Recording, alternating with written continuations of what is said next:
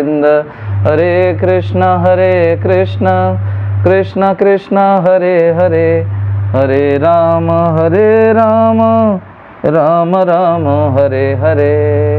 नमो विष्णुपादाय कृष्णप्रेष्ठाय भूतले श्रीमते भक्तिवेदांत स्वामिनिति नामिने।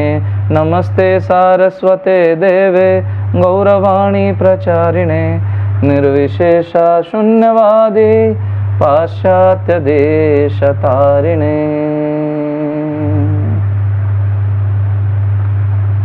हरे Krishna. Recording in progress.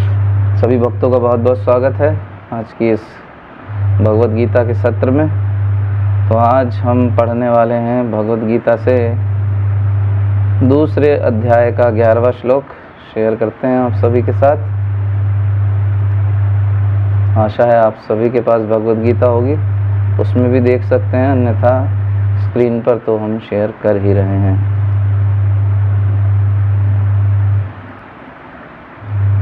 Shri भगवानुवाच अशोच्यान् अशोचस्त्वं प्रज्ञावादांश्च भाष्यसे, गतासु न गतासूनश्च नानुशोचन्ति पंडितः।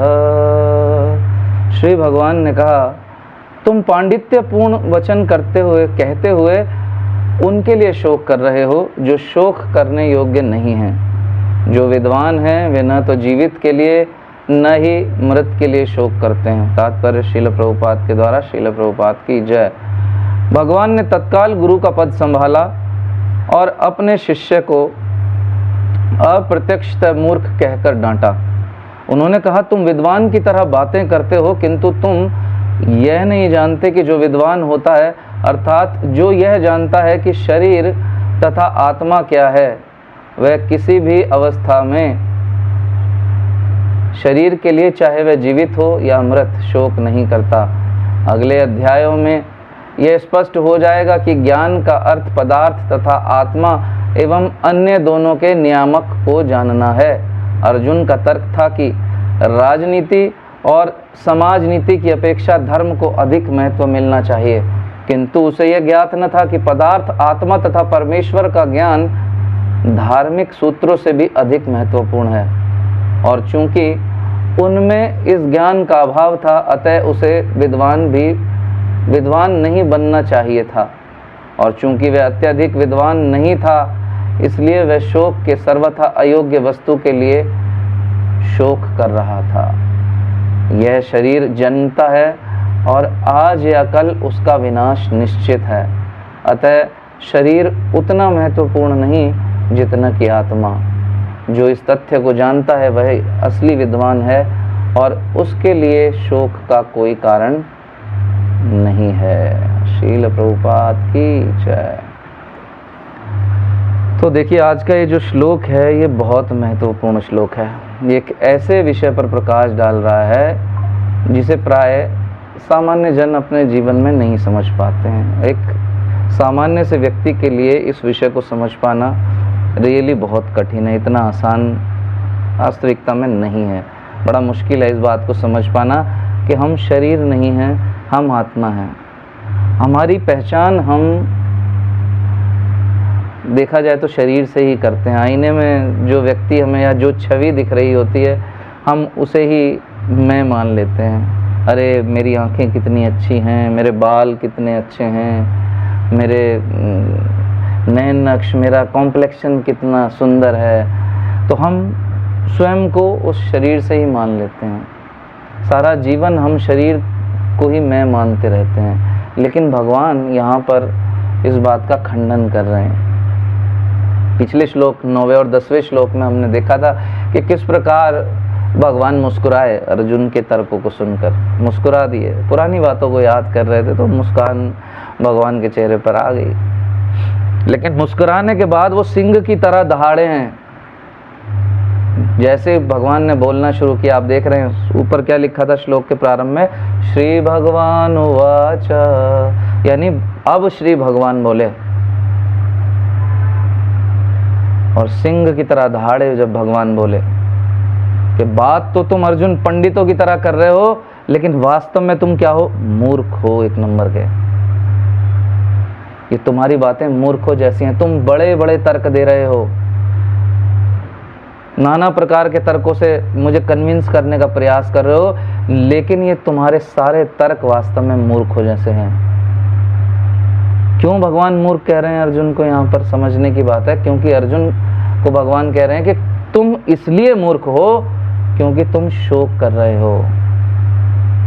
बात पंडित की तरह कर रहे हो, लेकिन हो मूर्ख, क्योंकि पंडित जो है शोक नहीं करता। पंडित मीन्स वो पंडित नहीं जो मंदिर में मिलता है। आजकल धोती कुर्ता पहने देख लेते हैं, भारत में ये प्रथा है, तो उस व्यक्ति को पंडित बोल देते हैं। अभी प्राय हमारे पास तो धोती कुर्ते के अलावा अब कुछ है नहीं, कोई जीन्स पैंट, वो सब टी शर्ट वी शर्ट सब चला गया, पोचे वोचे बन के ख़त्म हो गया, तो अब कुछ है नहीं, यही पहन के घूमना होता है। देश में रहें, विदेश में रहें, कहीं भी जाएं, यही पोशाक रहती है। विशेषतः इंडिया में तो इस पोशाक में देखते ही लोग पंडित मान लेते हैं कि पंडित जी थोड़ा हाथ वाथ देख लेते हैं क्या उनसे, पंडित जी थोड़ा पंचांग बताइए क्या चल रहा है। तो वो पंडित की बात नहीं हो रही है। वास्तव में पंडित का अर्थ है यहाँ पर भगवान जो कह रहे हैं, वो यहाँ अर्थ है विद्वान व्यक्ति से, बुद्धिमान व्यक्ति से।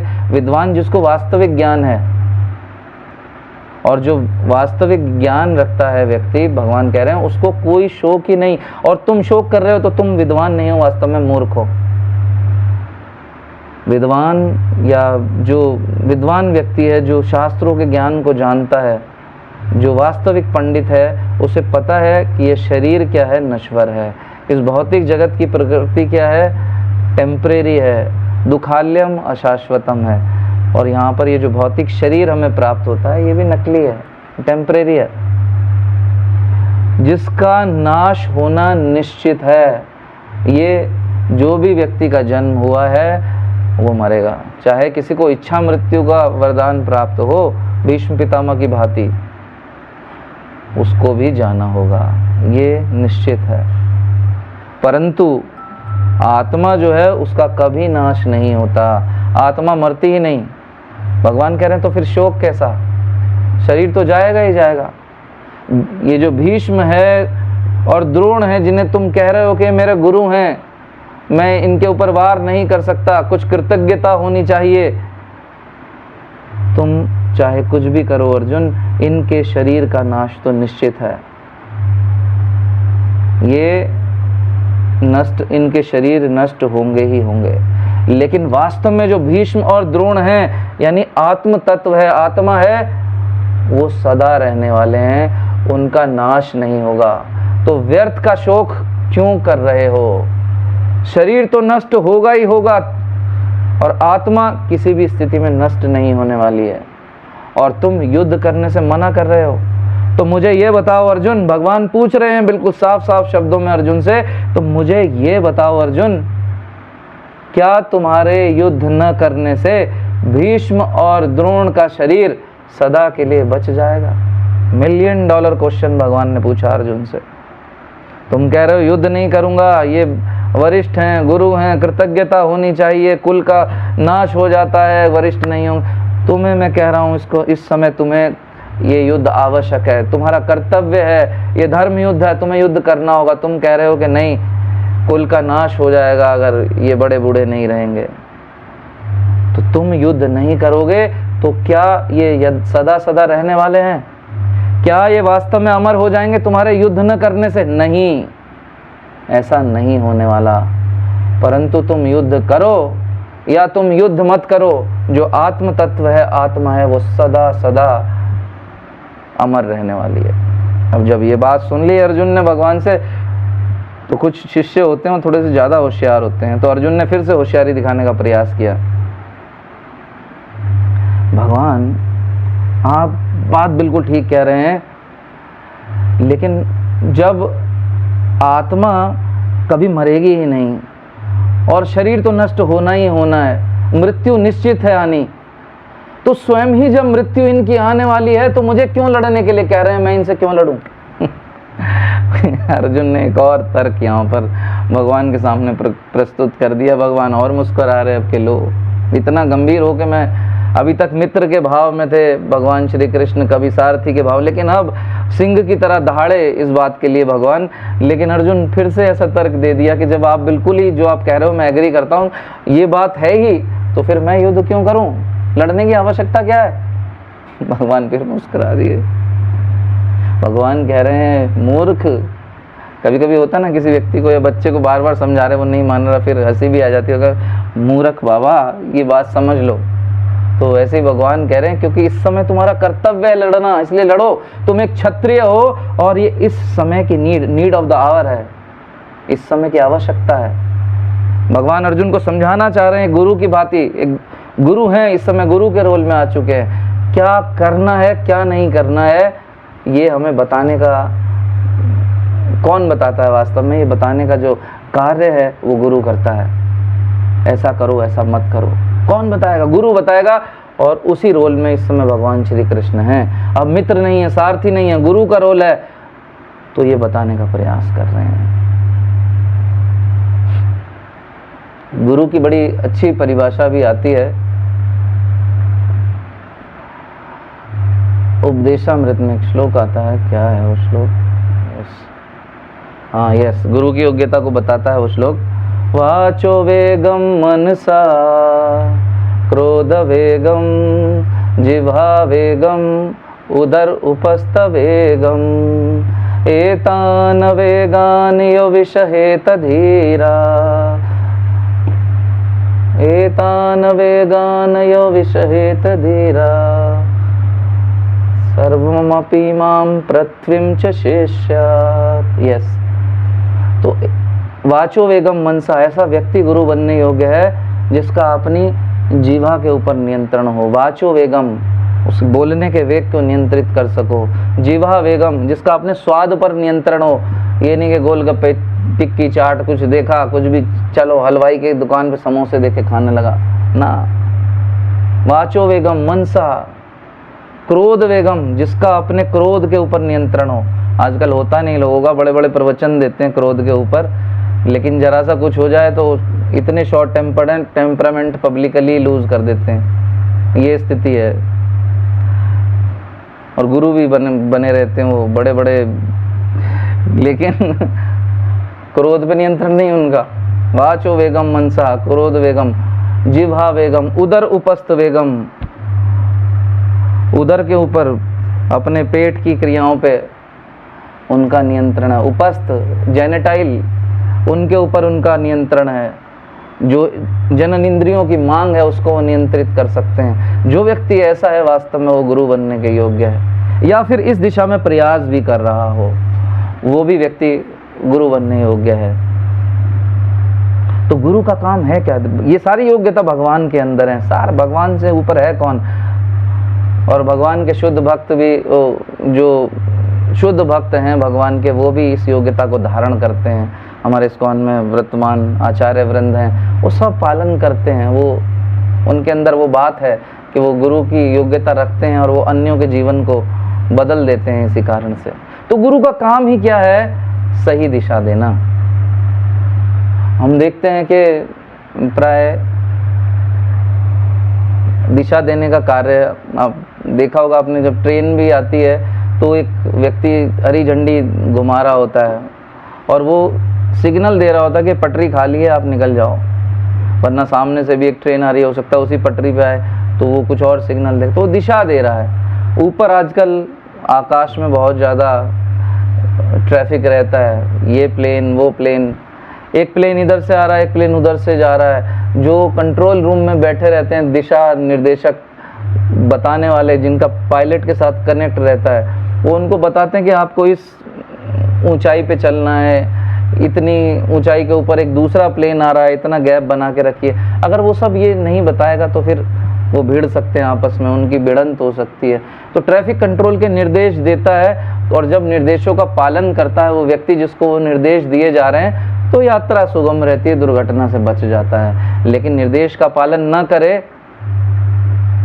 तो फिर दुर्घटना होने के चांसेस रहते हैं। तो गुरु का कार्य ही है दिशा निर्देश देना, और वही कार्य यहाँ पर भगवान कर रहे हैं। हमने आपको पहले भी बताया था, गुरु का अर्थ है गु और रू, गु मतलब अंधकार और रू मतलब प्रकाश। ऐसा व्यक्ति जो जीवन को अंधकार से प्रकाश की ओर ले जाए वो गुरु है।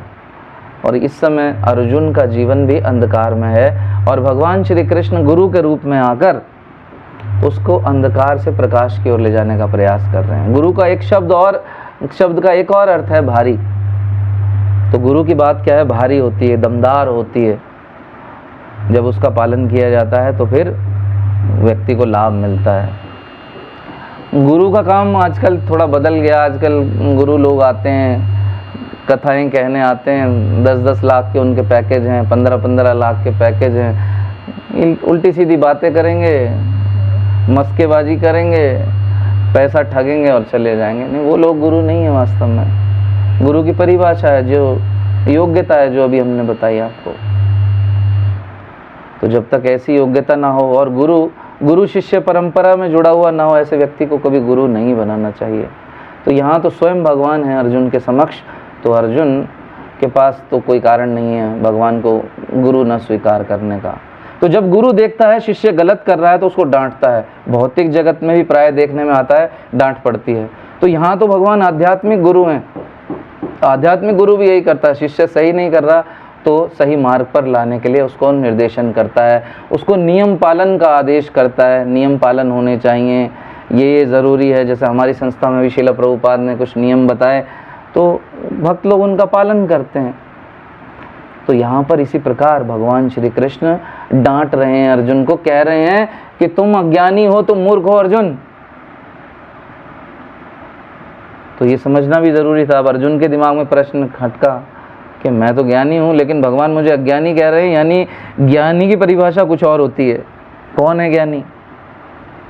प्रभुपाद जी समझा रहे हैं इस बात को। वो कह रहे हैं कि वो व्यक्ति वास्तव असली ज्ञान है क्या वास्तव में देखा जाए, जो व्यक्ति ये जाने कि आत्मा क्या है, दूसरा ये जाने कि भौतिक पदार्थ क्या है, ये जो शरीर हाड़ मांस का है, क्या ये और आत्मा एक ही चीज़ है या भिन्न भिन्न है, और भिन्न है तो ये है क्या। और इन दोनों का, यानी जो आत्मा है भगवान का अंश, ममेवांशो जीवलोके जीवभूता सनातना, तो इन दोनों का कंट्रोलर है कौन वास्तव में। तो ये तीन चीज़ जो व्यक्ति जानता है वो ज्ञानी है। जिसको ये नहीं पता वो निश्चित अज्ञानी है। जो ये जाने के पहली और दूसरी चीज़ हैं क्या और इन दोनों का नियंत्रण कौन कर रहा है, वही ज्ञानी है। तो भगवान कह रहे हैं अर्जुन से कि भीष्म और द्रोण का शरीर तो भौतिक पदार्थों से बना है, वास्तविक भीष्म जो है वो आत्म तत्व है, वो शाश्वत अंश है मेरा। और इन दोनों का, इसके शरीर का और अंदर जो वास्तविक भीष्म है, इन दोनों का नियंत्रक मैं हूँ। और तुम मेरी बात ही नहीं सुन रहे हो, इसलिए तुम अज्ञानी हो। अब क्या करें, अर्जुन सोच रहा है। अब गुरु का काम तो है ज्ञान देना, अज्ञानी को ज्ञान देना। आध्यात्मिक गुरु की तरह अब यहाँ पे भगवान बात कर रहे हैं, सही मार्ग पे लाने का प्रयास कर रहे हैं। लेकिन अर्जुन जो है वो भगवान के तर्कों में अभी पूरी तरह से उनको स्वीकार नहीं कर पा रहा। अभी भी अंदर उसके वही बातें चल रही हैं। प्रभुपाद जी समझाते हैं कि जिस प्रकार कोई प्रोडक्ट खरीदते हैं उसका मैनुअल दिया जाता है, फ़्लाइट में इंस्ट्रक्शंस दी जाती हैं बहुत सारी कि कैसे आपको बैठना है, यदि पानी आ गया और डूब गए तो ये ऊपर से, या एयर प्रेशर कम हो गया तो ये मास्क आएगा, इसको ऐसे लगाना है, पानी में आ गए तो ऐसे जैकेट पहननी है। सभी जगह इंस्ट्रक्शंस मिलते हैं और किस लिए मिलते हैं कि हमारी रक्षा हो सके। और भगवान भी अर्जुन को यहाँ पर इंस्ट्रक्शन दे रहे हैं कि वास्तव में जिस स्थिति में, जिस सिचुएशन में अर्जुन फंसा है, अर्जुन की रक्षा हो सके। भगवान यहाँ परम ज्ञान के विषय में बता रहे हैं। अब परम ज्ञान क्या है? वही कि आत्मा क्या है और शरीर क्या है। प्रभुपाद जी कहते हैं कि इससे बड़ा कोई परम ज्ञान नहीं है इस भौतिक जगत में। यदि कोई व्यक्ति ये समझ ले कि मैं ये शरीर नहीं आत्मा हूँ और इस चीज़ को रियलाइज़ करना प्रारंभ कर दे अपने जीवन में, तो उससे बड़ा ज्ञानी व्यक्ति वास्तव में कोई हो नहीं सकता। ये आसान नहीं है, पर अगर आप रियलाइज़ भी करो कि मैं शरीर नहीं आत्मा हूँ, मुश्किल से आप 1 मिनट भी सस्टेन नहीं कर पाएंगे। आप मतलब इंक्लूडिंग माई सेल्फ। हम रियलाइज़ ही नहीं करते कि हम भगवान के शाश्वत अंश हैं। हम शरीर को ही मैं मान बैठते हैं। तो वास्तव में ये मैं है क्या? हम आज तक इस शरीर को ही मैं मानते आए हैं।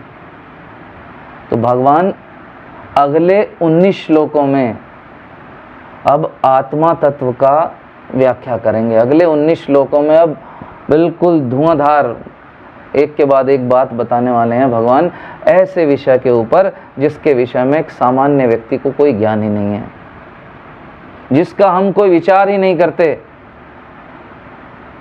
भगवान कह रहे हैं कि अब तुम्हें समझाता हूं कि ये आत्मा क्या है और ये शरीर क्या है। इस ज्ञान को स्वीकार करो अर्जुन। पंडितों जैसे व्याख्या जो तुम व्यर्थ की जो तर्क दे रहे हो, इन तर्कों को देना बंद कर दो। I don't want all these explanations from your side. तुम मेरे तुम एक शिष्य हो, परम शिष्य हो, मेरे मित्र हो, मेरे भ्राता हो, मेरे सखा हो। तुम्हें इस तरह के मूर्खतापूर्ण तर्क देते हुए इस अंधकारमयी स्थिति में मैं नहीं देखना चाहता। मैं चाहता हूं कि वास्तविक ज्ञान को अब तुम स्वीकार करो कि वास्तविक ज्ञान है क्या, और इस वास्तविक ज्ञान को स्वीकार करके तुम वास्तव में पंडित बनो। जिस स्थिति में तुम्हें होना चाहिए उस स्थिति को तुम प्राप्त करो। तो अब अगले 19 श्लोकों में भगवान आगे अर्जुन को और अर्जुन के माध्यम से हम सभी को ये बताएंगे कि आत्मा तत्व है क्या। और प्रभुपाद जी अपने श्लोकों के तात्पर्य में ये समझाने का पूरा प्रयास करेंगे हमें कि किस प्रकार एक सामान्य व्यक्ति जो है वो भ्रमित रहता है आत्म तत्व और इस शरीर को, इस भौतिक तत्व के अंदर भेद करने में। तो ये बहुत महत्वपूर्ण होने वाला है। आई नो मात्र सुन लेने से ये जीवन में इम्प्लीमेंट नहीं होता, लेकिन बार बार पुनः इसका स्मरण करने से व्यक्ति उस लेवल पे आ सकता है कि वो देहात्म बुद्धि के स्तर से ऊपर उठकर आध्यात्मिक स्तर पर आ जाए। और वही हमारा प्रयास है, वही भगवान प्रयास कर रहे हैं अर्जुन को भौतिक यानी देहात्म जो उसकी स्थिति है उस स्थिति से उठाकर आध्यात्मिक स्तर पर लाने का प्रयास कर रहे हैं, देहात्म बुद्धि के स्तर से। और अर्जुन के माध्यम से लाभ, अर्जुन का प्योरिफिकेशन हो रहा है तो हम सुनेंगे तो धीरे धीरे हमारा भी प्योरिफिकेशन होगा। क्योंकि अंत समय में तो ये शरीर छोड़ के ही जाना है, घर की दहलीज पे पड़ा रह जाएगा। घर वाले भी कहेंगे अरे भाई बॉडी को ले जाओ, कोई दूर से रिश्तेदार आ रहा है उसको 4 घंटे फालतू लग रहे हैं तो उसको कहेंगे अरे अरे कोई बात नहीं, वो लेट आने वाला है, यहाँ स्मेल होनी शुरू हो जाएगी, जर्म्स फैल जाएंगे, ले जाओ ले जाओ ले जाओ। कौन चला गया? वो गुप्ता जी, वो शर्मा जी, वो खान साहब, उनका शरीर तो वहीं पड़ा हुआ है जिन्हें सारा जीवन आपने उस नाम से पुकारा, वो तो वहीं है। तो चला कौन गया? जो चला गया वास्तव में भगवान उसी तत्व को समझाने का प्रयास करेंगे। और अंत समय में हम सभी के साथ होना, इस शरीर को हम सजाने में इतना समय देते हैं। कोई जिम में बॉडी बना रहा है, 6 पैक हो जाएं, बाइसेप्स बन जाएं, सब कुछ बनाने में लगा है। मेरे बाल कितने अच्छे हैं, और मैं अपनी बात नहीं कर रहा, सॉरी, मतलब सामान्य व्यक्ति सोचता है ऐसा। तो ये सब छूटने वाला है। जाएगा कौन? मैं हूँ कौन? तो जिस व्यक्ति ने ये समझा नहीं और भौतिक विज्ञान, गणित और बड़ी बड़ी चीज़ें, बड़े बड़े ज्ञान वो ले रहा है अपने इस भौतिक जीवन में, परंतु वो असली ज्ञान नहीं ले सका भगवद गीता का, तो व्यक्ति नहीं समझ पाएगा। और अंत समय में वो शरीर को ही मैं मानकर इस शरीर से संबंधित चीज़ों में ही अपने मस्तिष्क को उलझाए रखेगा, उसकी चेतना वहीं अटकी रहेगी। और अंत समय में जब वो शरीर का त्याग करेगा, भगवान का स्मरण करने से चूक जाएगा, और उसका सबसे बड़ा लॉस यही है। तो भगवान हमें इतने बड़े लॉस से बचाने के लिए अब आगे अगले 19 श्लोकों में ये बहुत ही महत्वपूर्ण ज्ञान देने वाले हैं। तो सोमवार को कक्षा होगी पुनः, उसमें अब आगे देखेंगे कि भगवान क्या बताने वाले हैं। और तब तक आप लोग इस सप्ताह जो भी कक्षाएं हुई, जो भी क्लासेस हुई थी, उनकी रिकॉर्डिंग्स आपके पास उपलब्ध हैं, उनको पुनः सुनिए और अपने नोट्स बनाइए और अपने डाउट्स क्लियर करने का प्रयास कीजिए। हरे कृष्ण कृष्ण कृष्ण हरे हरे, हरे राम राम राम हरे हरे। भगवद गीता यथारूप की जय। शील प्रभुपाद की जय।